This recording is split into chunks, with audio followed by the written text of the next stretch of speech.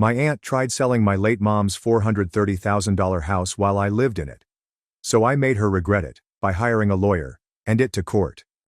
Original post. So this just happened a few weeks ago and I'm still kind of stunned. A little background before we get into the absolute insanity that was my aunt trying to steal my home out from under me. Yes, my literal home. Buckle up. I, 23F, grew up in a quiet town in Oregon in a cozy 2-story house that my mom bought when I was 5. It wasn't huge, but it had this crooked fence, a lemon tree that never grew lemons, and the best kitchen window view of the valley. My dad passed away when I was 6, car accident. And it was just me and my mom after that. She was my best friend, my entire emotional support system, and honestly the reason I'm as stable as I am today. She passed away from cancer about a year and a half ago. Still hurts to say that out loud. But before she died, she made it crystal clear. This house would be mine. She had the will written up properly, notarized, filed. No questions. She even walked me through it when she first got sick. So no one tries anything stupid, she said. Well, someone tried something extremely stupid. Janice is my mom's older sister. If passive-aggressive narcissist were a profession, she'd be CEO. She always had this thing about being the oldest, like it gave her some divine right to run the show. My mom used to say, Janice lives in a world where everyone owes her rent. When my mom passed, Janice showed up at the funeral wearing sunglasses indoors, full black lace, and a dramatic story about how they were just starting to reconnect. Please. My mom hadn't spoken to her more than twice in the last 3 years, and both times were because Janice randomly showed up at her chemo appointments like some sad attempt at penance. Anyway, after the funeral, I moved back into the house. I'd been living in a campus apartment, but dropped out for a semester to handle estate stuff and breathe. It was quiet. Sad. But it was mine. I worked at a nearby bookstore, paid the bills, and maintained the garden the best I could. Slowly I started healing. Until Janice came back. 3 months ago I started getting weird mail. Letters addressed to current resident with things like, "We're interested in buying your property," or "Quick sale, no hassle." Stuff I assumed was just normal real estate spam. But then I got a packet from some place called Keller Cromwell Holdings, with my address listed as under negotiation. And stapled to the back? A goddamn signed agreement with Janice's name on it. She was trying to sell my house. I honestly thought it was a scam.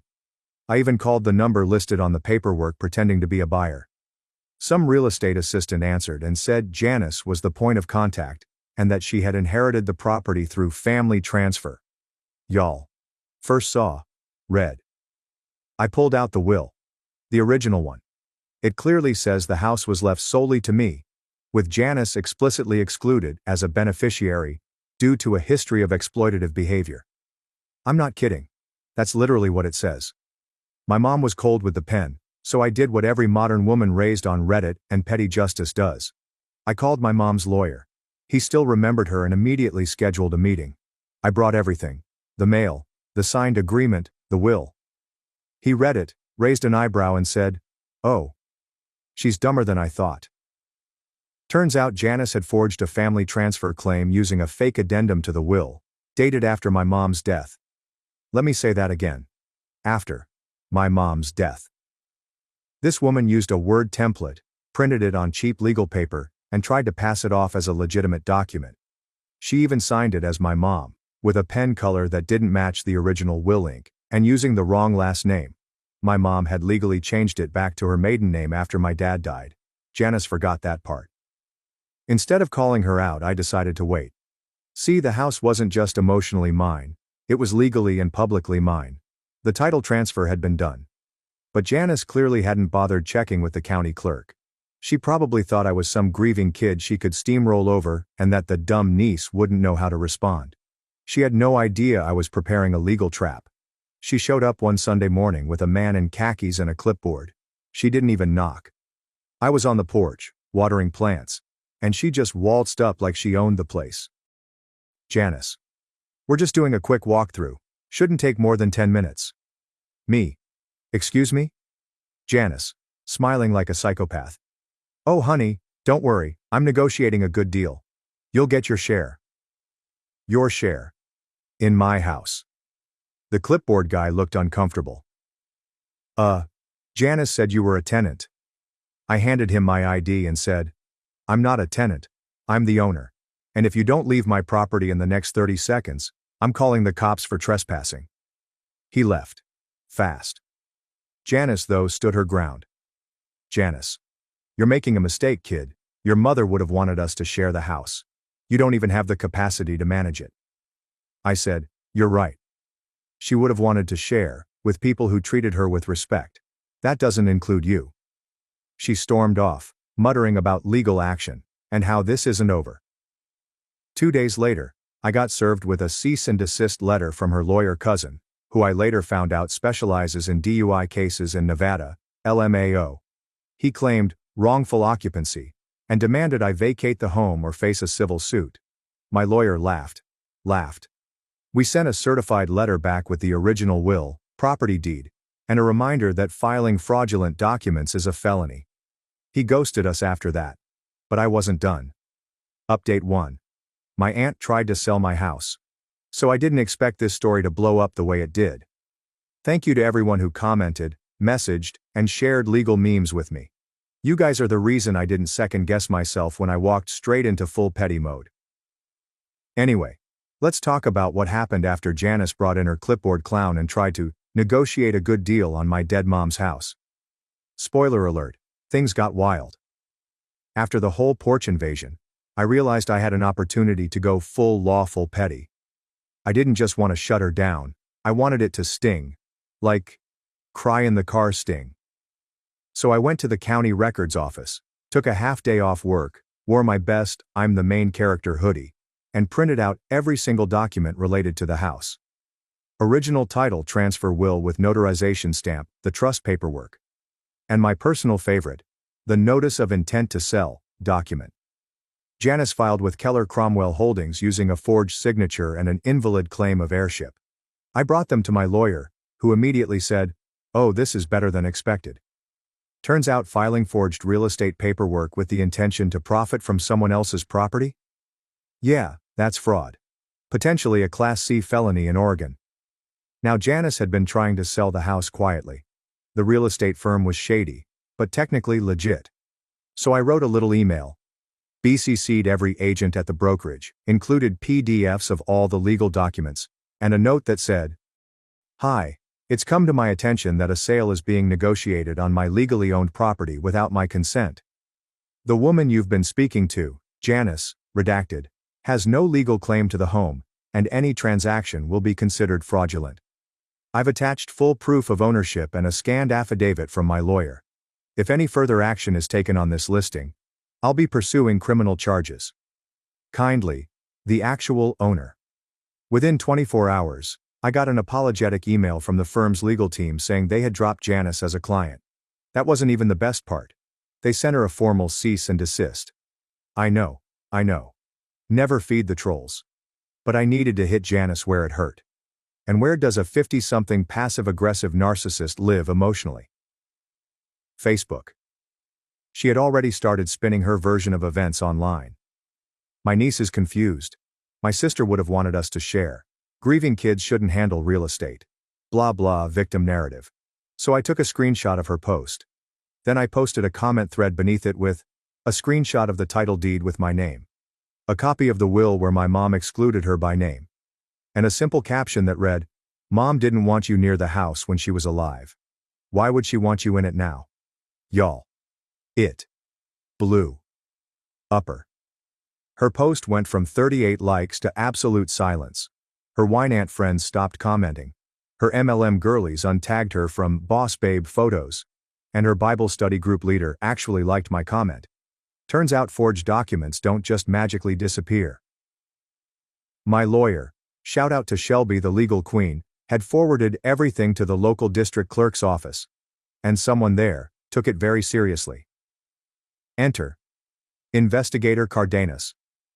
He called me personally, asked for the originals, said there were discrepancies that warranted escalation. I handed over the forged document Janice submitted, and he whistled when he saw the signature. Why? Because she misspelled my mom's middle name on her own fake will. Imagine being that lazy and that bold. Okay, so this part wasn't planned. My friend Jen works for a local news station, small-time segment, mostly feel-good stuff. She saw my Facebook post and messaged me. Want to tell your story? This stuff happens more than people think. I said yes. We filmed a short piece. Local woman fights back against family fraud after mother's death. I wore the same hoodie I confronted Janice in. Jen blurred the addresses and names, but the story was unmistakably ours. The best part? The segment aired on the same night Janice was hosting a virtual grief healing circle on Zoom. Multiple people messaged her about the story in real time. She rage quit the call. After the news story aired, Janice tried one last move. She emailed me personally. It started with, "You didn't have to humiliate me like that." Oh yes I did. Then she begged me not to press charges, said she was confused and acting out of grief, and wanted to keep the house in the family. I forwarded the email to investigator Cardenas. He thanked me and said it would be very helpful. Haven't heard from Janice since. But according to my cousin, her son, she's planning to move somewhere with better energy. Which I assume means a 2-bedroom apartment with no porch and no lemon tree. Final update. My aunt tried to sell my house. Now she can't even rent one. Hey Reddit. I didn't think this story would stretch into a trilogy, but apparently karma moves in chapters. Since so many of you asked for closure, and because the final domino just fell, here's the conclusion to the story of how my aunt tried to steal the home my mom left me, and how I made sure she lost everything but her fake designer bags. Spoiler alert. I'm writing this from the porch. The lemon tree is finally blooming. And yes, Janice is gone. Roughly 3 weeks after I exposed Janice's forged documents and shut down her little family transfer fantasy, I got a call from investigator Cardenas.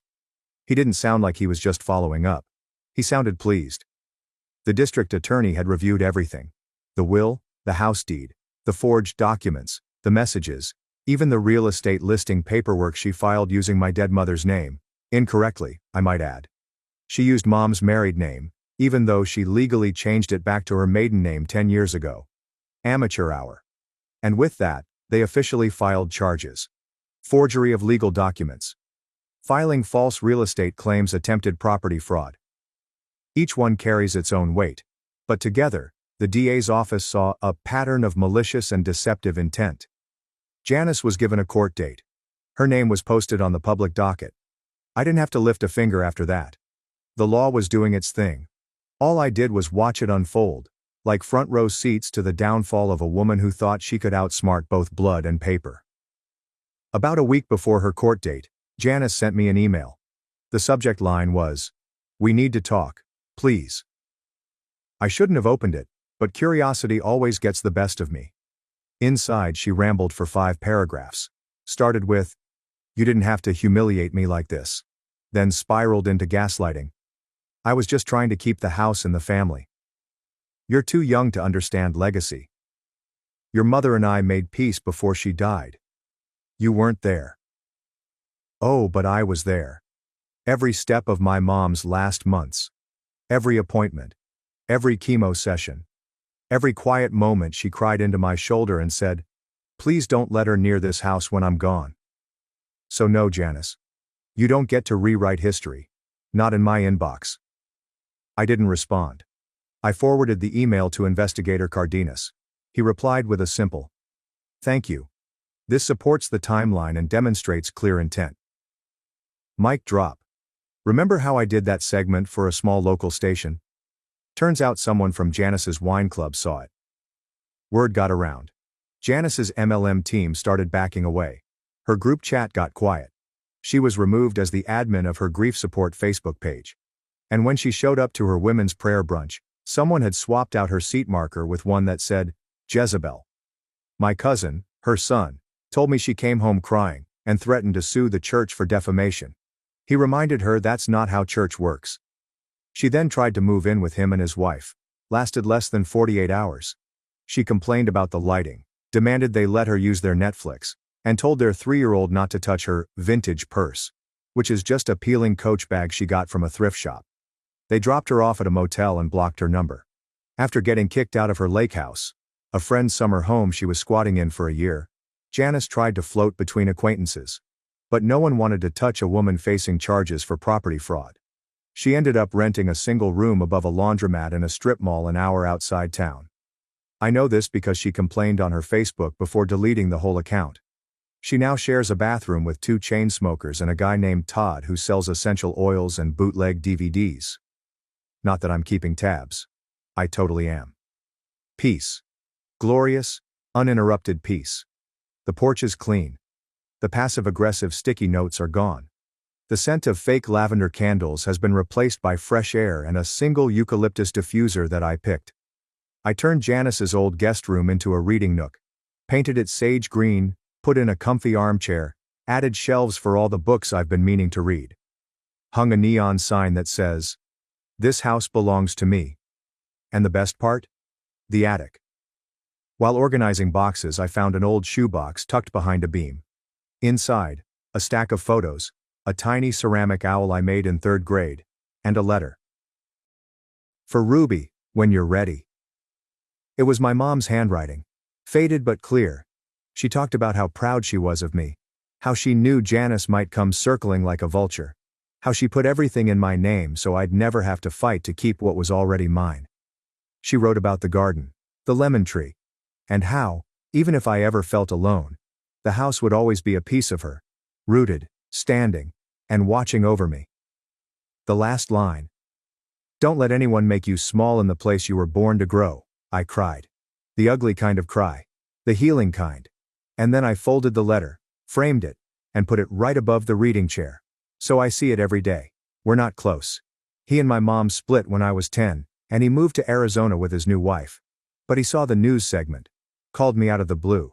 Said, "Your mom would be proud. I am too. Sorry I wasn't around more." Then he Venmo'd me $500 with a note, for porch lights or revenge snacks. I used it to buy a standing lamp for the reading room, and an espresso machine. Felt like a good combo. Janice took a plea deal. 2 years probation, $7,500 fine, mandatory counseling for impulse control and deceitful behavior. Public apology to me, which I didn't require, but it was the judge's condition. She didn't look at me in court. But I looked right at her. And I smiled. The lemon tree is blooming for the first time in 6 years. The porch feels bigger. The house feels warmer. And I feel lighter. No more pretending. No more walking on eggshells. Just peace, books, coffee, and the quiet strength of a girl who stood her ground, and kept the ground under her feet. If you're going through something similar, please know, you are not powerless. Paper trails, truth, and a calm sense of self go a long way. And if you're lucky, Reddit will have your back too. Thanks for following the saga. I've got a life to live now, in my house. And Janice. Well, last I heard, she's selling fake crystals on Etsy under the name Healing Empress 43. So, I think we both ended up exactly where we belong. Thanks for watching and being part of the drama.